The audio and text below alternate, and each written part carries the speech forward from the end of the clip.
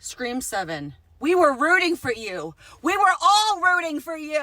How dare you? How dare we wait this long for another Scream movie and to bring Matthew Lillard back for that to be the ending? Are you kidding me?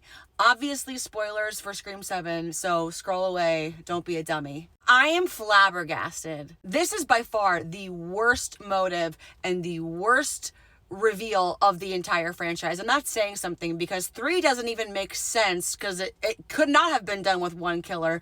And 6 was just absolute trash, which we all know. First of all, it was so easy to know that Ethan Embry, the guy from the insane asylum, was one of the killers because you don't hire Ethan Embry for one scene. He's too big of an actor, even though he hasn't worked that much lately, to just be that. It was so obvious. The second he was on screen, I leaned over to my brother and I went, he's one of the killers. Duh. And then same thing with Anna Camp. She's a huge actress. She's not going to be some ancillary character who only appears in a couple scenes in the beginning and then is just never to be seen from again.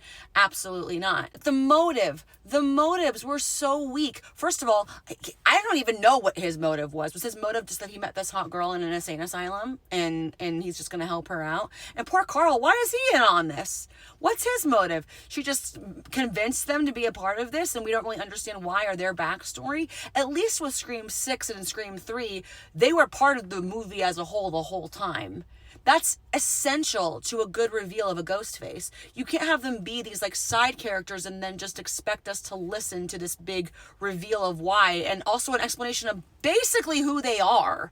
It's too much work for the last 15 minutes of the movie. So you're telling me that she's an unhappy housewife who found solace in Sydney, who taught her to kill the bad guy, and she got away with it. And then when Sydney decided to not show up in Scream 6, she felt abandoned, so now she has to die? And also, my son reminded me of my ex-husband, so I didn't mind killing him. Also, I'm sorry, these kills, especially the bar kill, if you know what I'm talking about, this is not Scream. Scream is not grotesque gore for the sake of grotesque Tarantino-like sake. It's never been that. I don't know why they're doing that. They've kind of started to go that way in the more recent movies. That's not Scream.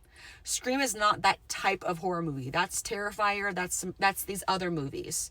It didn't feel like a Scream. The whole franchise hinges on a good Ghostface motive, and this was lazy and boring, and I'm so disappointed. There's one element of this movie that I actually really liked that I think they could have expanded on, but I'm going to save it for another video going into what I think the plot of this movie could have been to also incorporate Matthew Lillard, because this AI thing was not it.